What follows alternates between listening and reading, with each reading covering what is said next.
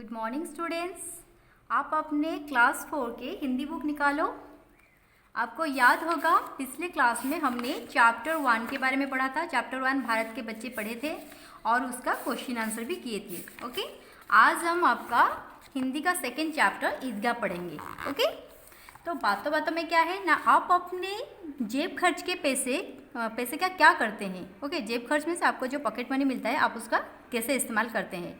और दूसरा पॉइंट में क्या है ना, अपने दोस्तों के खिलौने को देखकर आपके मन में कैसे विचार आते हैं। ओके, ये सब आपके मोरल के लिए, आप इसको सोचोगे और आंसर करोगे।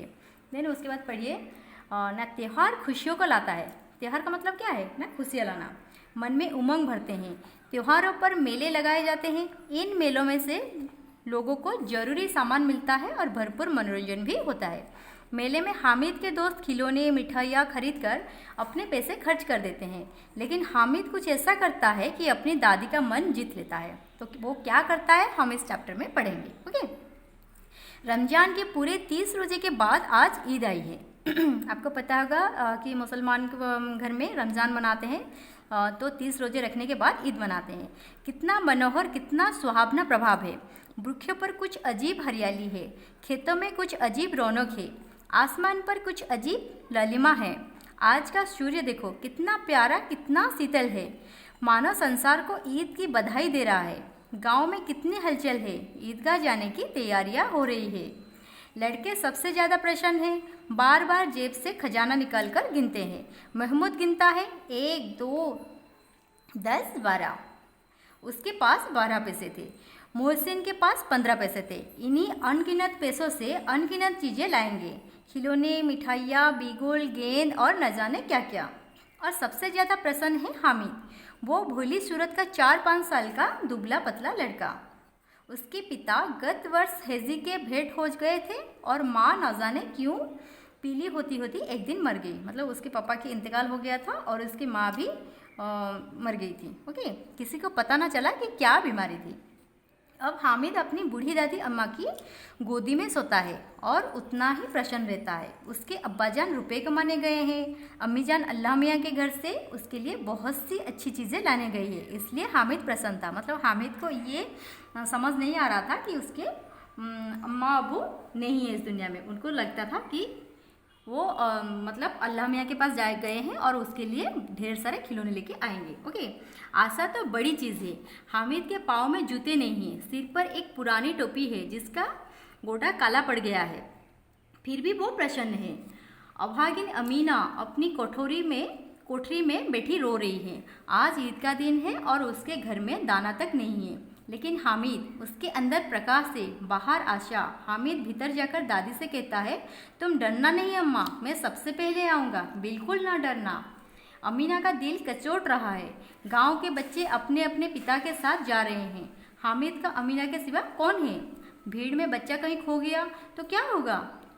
3 कोस चलेगा कैसे, पैरों में छाले पड़ जाएंगे, जूते भी तो नहीं हैं। वो थोड़ी दूर चलकर उसे गोदी ले लेती, लेकिन यहाँ सेवैयाँ कौन पकाएगा। पैसे होते तो लौटते लौटते सारी सामग्री जमा करके झटपट बना लेती। यहाँ तो चीज़ें जमा करते करते घंटों लगेंगे। गांव से रेला चला और भी बच्चे के साथ हामिद जा रहा था। शहर का दामन आ गया। सड़क के दोनों ओर अमीना के बगीचे हैं। बड़ी बड़ी इमारतें में बिल्डिंग, अदालत, कॉलेज, क्लब, घर आदि दिखाई देने लगे। हलवाइयों की दुकानें मिठाइयों से सजी हुई थी। अब बस्ती घनी होने लगी। ईदगाह जाने वाले की तौलिया नजर आने लगी। एक से एक भड़कीले वस्त्र पहने हुए सहसा ईदगाह नजर आया। लाखों सिर एक साथ सजदे में झुक जाते हैं, फिर सबके सब एक साथ खड़े हो जाते हैं। नमाज खत्म हो गई, लोग आपस में गले मिल रहे हैं। अब खिलौने की दुकान पर धावा होता है। हामिद दूर खड़ा है, उसके पास केवल 3 पैसे हैं। मोहसिन बिस्ते खरीदता है, महमूद सिपाही, नूरे वकील और शम्मी धोबन। हामिद खिलौने को ललचाई आंखों से देखता है।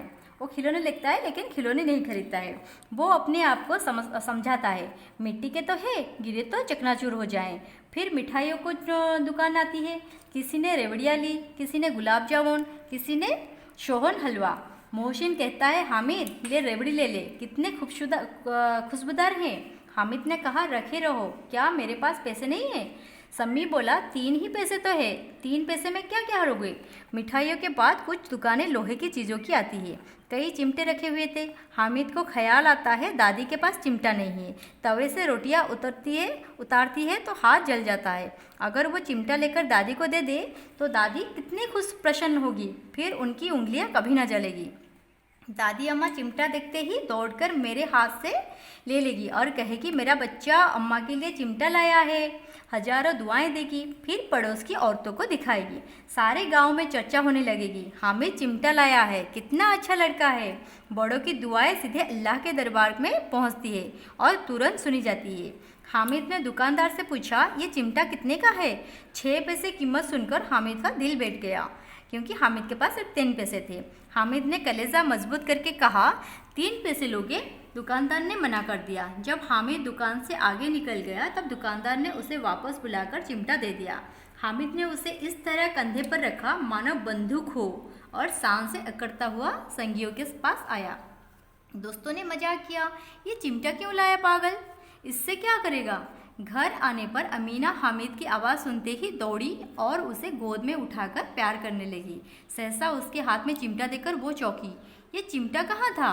मैंने मोल लिया है के पैसे में, 3 पैसे में। अमीना ने छाती पीट ली। ये कैसा बेसमझ लड़का है कि दोपहर हुई, कुछ खाया ना पिया, लाया क्या चिमटा? सारे मेले में तुझे और कोई चीज़ ना मिली जो ये लोहे का चिमटा उठा लाया? हामिद ने अपराधी भाव से कहा, तुम्हारी उंगलियां तवे से जल जाती है, इसलिए मैंने इसे ले आया। बुढ़िया का क्रोध तुरंत स्नेह में बदल गया। ये मूक स्नेह था, रस और स्वाद से भरा। बच्चों में कितना त्याग,